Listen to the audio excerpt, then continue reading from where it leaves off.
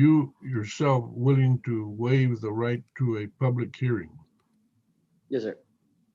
All right, we'll so note that. And there is documentation to that effect.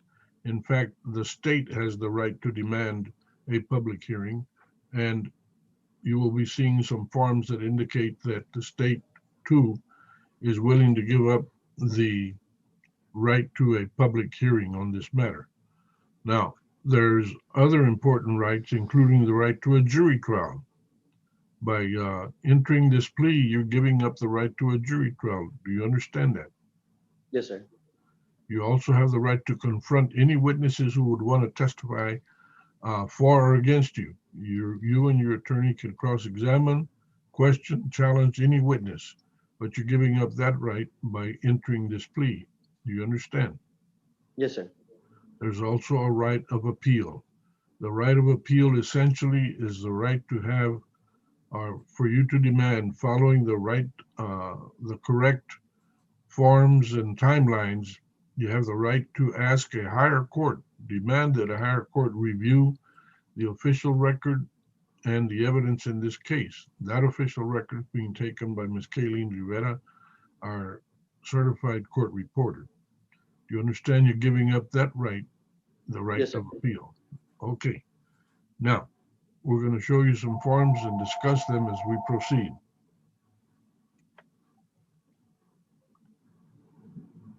The first form is the state's consent to video conference. Now, all these forms, with perhaps one exception, will have the introductory information at the top. Cause number 653261. The state of Texas versus Matthew Wayne Drawhorn in County Court at Law number 5, Bexar County, Texas. Then it has the title of the particular document. This one says State's Consent to Video Conference. It is in bold print, all capitals.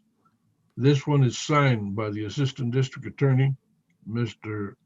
Randy Jeffries, and it indicates that they agree to waive the right to a public hearing.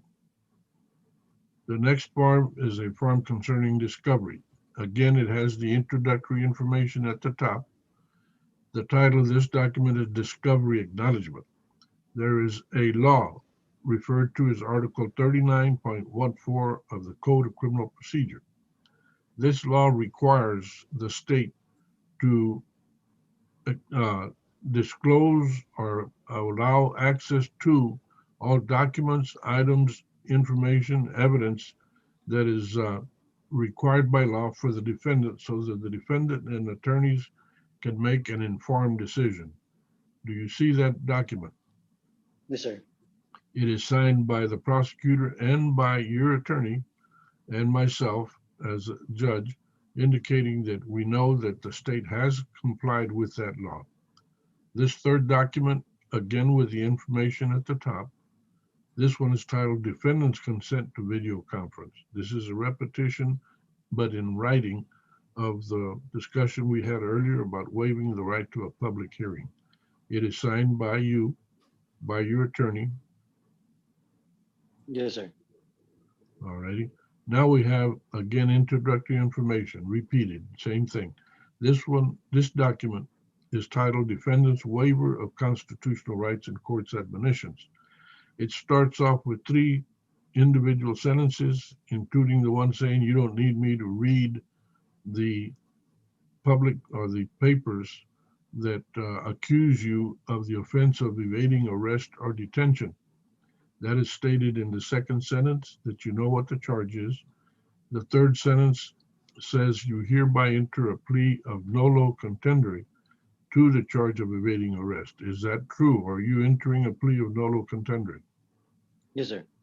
All right. Now, the following uh, portions of that same document are divided into 15 sections or divisions. The first one, numbered number one, has a stack of boxes vertically, and next to each box there is a uh, declaration of different types of punishments that are available, a range of punishment for different types or levels of offense. There's a check mark in the box that says Class A, meaning you acknowledge this is a Class A misdemeanor. The range of punishment is $0 to $4,000 fine and 0 days to 1 year in jail. Did you see and understand that? Yes, sir. Now, number 2 is a particularly important because it repeats that you understand that you have a right to a jury trial, a right to cross-examine witnesses, and a right to remain silent. And you declare that you are freely and voluntarily waiving or giving up those rights. Is that true? Yes, sir. All right. Have you ever had any mental health issues? I used to have ADHD. I haven't been to a doctor in a while, but I've been diagnosed with ADHD and ADD. Okay. Those are learning issues. Do Oh, you have, are never you mind. No, taking medication for that? no, sir. So you have not taken any medication for your ADD or ADHD? No, sir. I haven't been to a doctor in a good little while. Probably since I Right. was like 16, 17 years old. Okay. And how old are you now? I'll be 24 July 6th. Okay. Number 4 talks about the plea of nolo contendere. You're declaring in number 4 that you have reviewed the evidence and discussed it and reviewed the recommendations of your attorney, and that you're pleading nolo contendere because you believe it's in your own best interest to do so. Is that true? Yes, sir. Now, have you been a participant in the sex offender registration program? No, sir. Good. Number 6 specifically goes over the idea of the fact that your plea bargain is an agreement between you and the state, but as the judge, I have the authority and responsibility to decide if I approve that or I can reject it.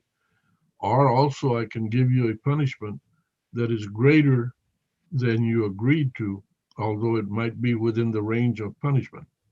Do you understand that I have that right, and that if I reject your plea or I give you a heavier punishment than you agreed to, the law would allow you to withdraw your plea, and no statement that you've made today or any written document that you signed would be used against you if you had to start all over. Is that correct? Do you understand that? Yes, sir. If I give you a punishment, if I accept your plea bargain and give you the punishment you've agreed to or lower than that, then you will not have a right of appeal unless your attorneys have previously filed specific motions and that I have ruled on them. Does that explain to you?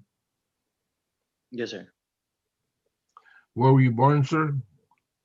San Antonio, Texas. All righty. The court finds that you are a U.S. citizen. Thank you. Number 9, Patricia.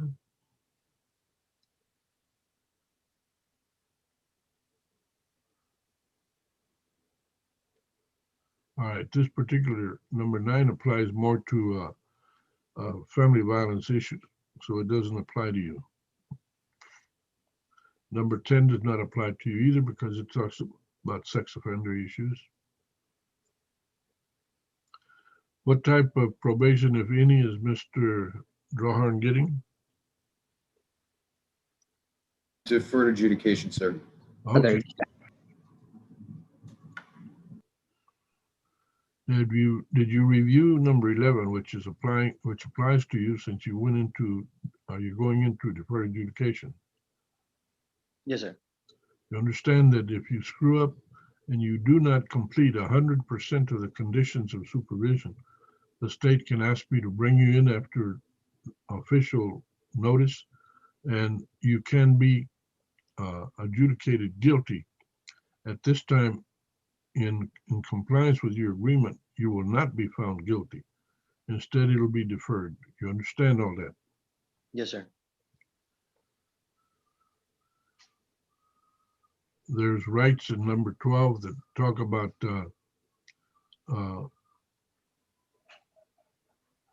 particular rights involving deferred adjudication. There's eligibility right, perhaps get this matter sealed or whatever. Those are in 12, 13, and 14. Number 15 says that you are giving up the right to have a risk and needs assessment. You can demand that that be done. A risk and needs assessment would require significant time to get some reviews done. You understand that? Yes, sir. All righty. So, did you review all these documents carefully with your attorney? Yes, sir. And you have signed each one of these, is that correct? Yes, sir. All right. The next document is one, again, with the introductory information, and it talks about your right of appeal. I explained to you earlier that as a plea bargain case, you would have no right of appeal. This fifth box in this stack of boxes with declarations about appeal, number 5 says this is a plea bargain case and the defendant has no right of appeal. It appears that you have signed this. Is that correct? Yes, sir. I have signed it in approval and your attorney has signed it also. This next document, again, introductory information. This is labeled, the title of this document is Application for Deferred Adjudication. Did you review this carefully with your attorney? Yes, sir. You understood the obligations and the matters to which you're declaring yourself in this application. Yes, sir. All right. And you did review this document and it is signed by you? Yes, sir. There's your signature. All right.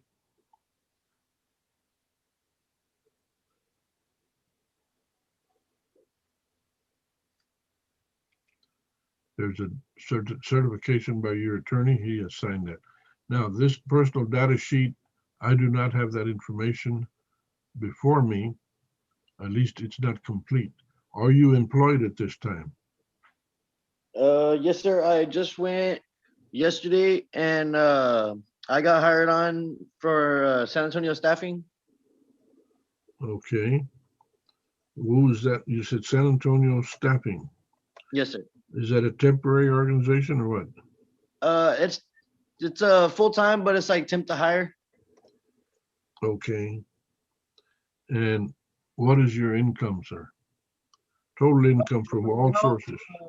I don't make nothing besides this job. I'm about to start tomorrow. That's what I'm Uh asking about. What are you going to be paid? they're gonna start me out at 11.50 an hour. Uh, I think it's 5 a.m. or 5 p.m. to 3:30 a.m. Monday through Thursday, and then Friday I work 3:30 to 10:30 or 3 to 10:30.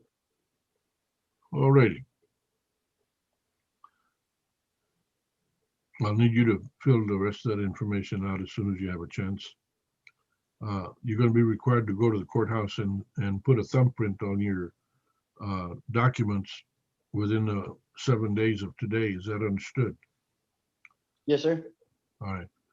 When you do that, fill out the rest of this form.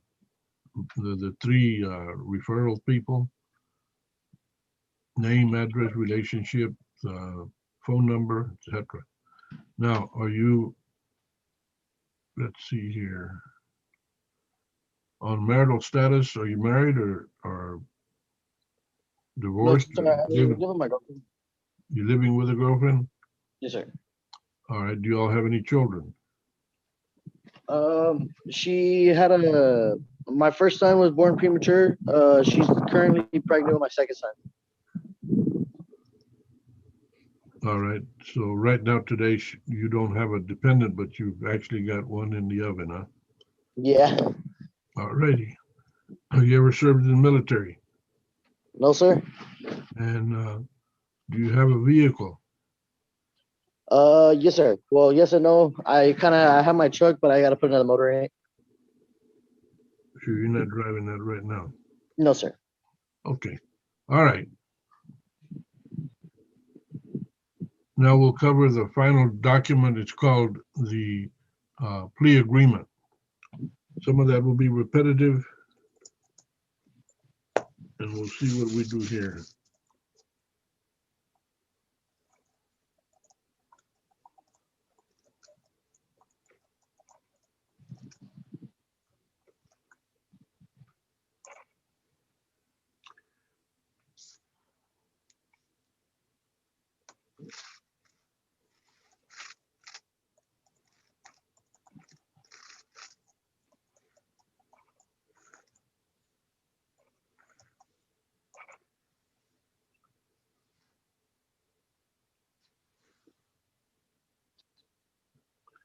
This is case number 564-823 to the charge of evading arrest.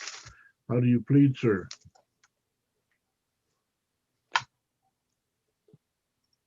Mr. Drawhorn, Yes, sir. What's that? how are you pleading to the charge of evading arrest or detention? What are my options? Guilty, not guilty, no contest. Oh, no contest. Okay. Now, I'm showing you the plea agreement form. I'm noting for you that I have marked that you are a U.S. citizen. If you look at that document, did you review it with your attorney? Yes, sir. All right, there's a section there that says defendant's acknowledgements. There's 5 boxes that are checked and their declarations thereafter. They cover pretty well what we've already discussed, but it repeats it regarding your rights, the discussions we've had. Is that correct? Yes, sir. All right. Now, this section says non-DWI allegations. It notes that you're charged with evading arrest. And the plea that you have entered is nolo contendere. Yes, sir. Now, the court, although I have the right to find you guilty based on your plea and the evidence, I find that there's sufficient evidence to find you guilty, but I do not. I'm honoring the agreement that you have entered into. You are granted 6 months deferred adjudication. You have a $300 fine. And if you complete 100% of the conditions of supervision, then that $300 fine will be forgiven or probated. You understand that? Yes, sir. So I have within the 6 months to pay off the 300? That's correct. Well, let me repeat this.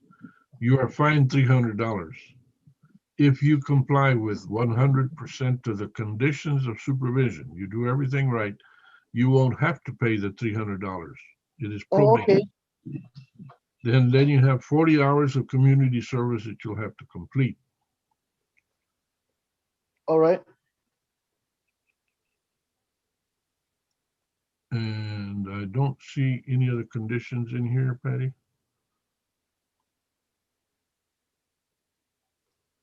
40 hours of community service, sir. I announced that to him. All right. Your supervisory fee will be $38 a month.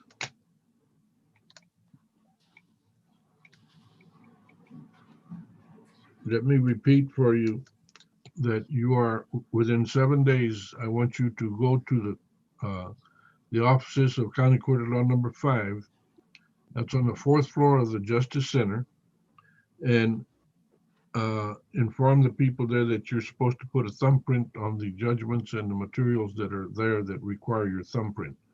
Do you understand? Yes, sir. You must do that. It is required. All right. Questions, Mr. Edelman? No question, Your Honor, but a statement that the state has no opposition to defendant applying for early termination if he completes his 40 hours of community service and pays off his court costs in advance of the 6-month time frame that he has available to him. All right. Do you understand what that is, what that means, Mr.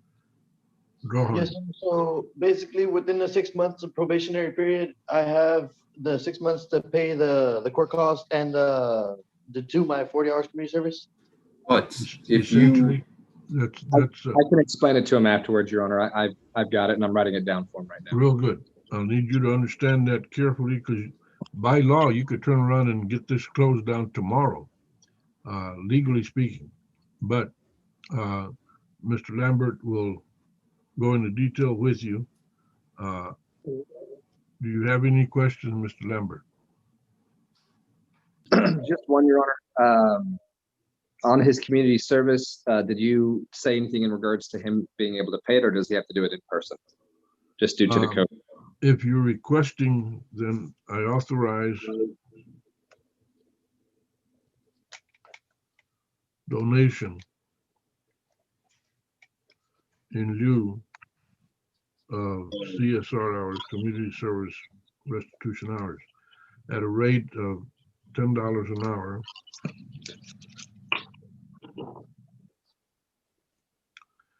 My preference is that he donate to the Gabriel Project, but I will give him a choice between the Gabriel Project and the San Antonio Food Bank. Got it, Your Honor.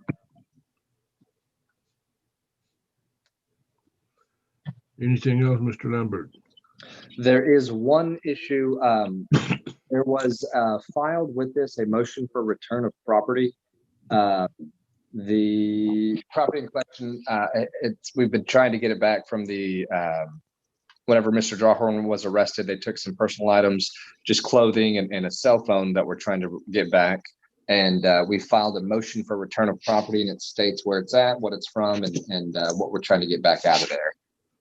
I do believe in the motion, we're not asking for anything illegal, miscellaneous clothing, hat, watch, sunglasses, phone.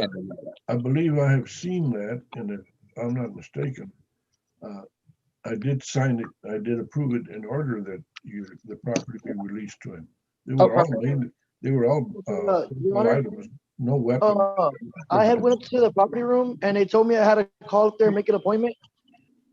I've tried to call up there numerous times. They always put me on hold forever and they never answer the phone. And whenever other times, whenever they don't answer, they just answer and hang up. How would I go about getting my property back if I can't make an appointment? Mr. Lambert, you might obtain a copy of that order and assist your client. That's up to you guys how you handle that. The only thing I can do is to sign the order. There is an order in effect that they are to return your personal property to you that is listed in that order. I think, Mr. Lambert, if y'all continue to have trouble where you're being ignored or for whatever the reason they're choosing not to be responsive, if you'll get back to the court with maybe a little more pepper on the order, we'll see what we do. I can do that, Your Honor. Thank you very much. You're welcome. Further questions? From the defense. All right. Then that'll conclude this particular